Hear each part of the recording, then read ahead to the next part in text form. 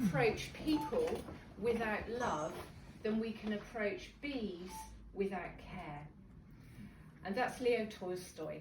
Now, I care very much about bees, and I want to share with you 3 really interesting facts. So the first one is that inside a hive, a colony of honeybees is truly democratic. Everything is decided by the group. And we forget, or maybe we don't even know, about how the balance is within a hive. So you'll have a queen, you'll have 49,000 female worker bees, and you'll have 100 to 200 male bees. And whenever they make a decision, it is the democracy, it's the majority who come up with the decision. So if they're going to leave the hive and find a new home, they will not settle until they have all agreed on where they're going to settle. But even the sex of the bees in the hive is decided by the majority.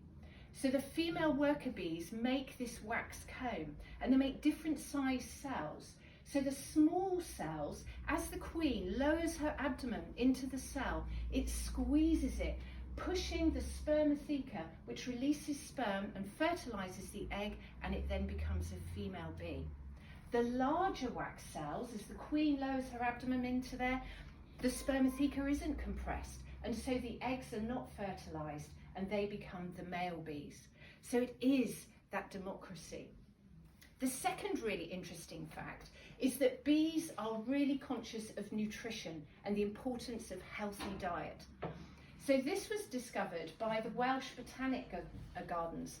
They actually have 8,000 species of plants in their gardens, and they wanted to know which were the favoured plants that the bees went to make their delicious honey.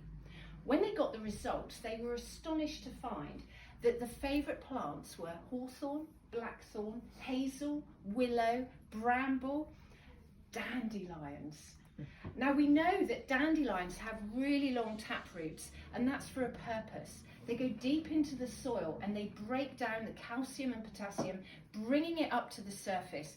And in the leaves you have these plant-based minerals that then die back into the soil, bringing those metallic minerals into an absorbable form, so they're balancing the soil. Now the seeds of a dandelion clock, they're taken by the wind up to 60 miles. So you can't blame your neighbours if you have dandelions. But they will only take seed in soil that needs calcium and potassium. So the bees know that if they go to dandelions, they're going to get those minerals. They know if they go to the weeds, each of those plants is fulfilling its purpose in the soil. Nutrition also determines the next queen. The queen bee does not lay a princess egg. What happens is all the eggs for the first 3 days of their lives are fed royal jelly, which is secreted from the pharyngeal glands of the bees' heads. After 3 days, the other bees are all fed a mixture of pollen, which is the protein, and nectar, which is the honey.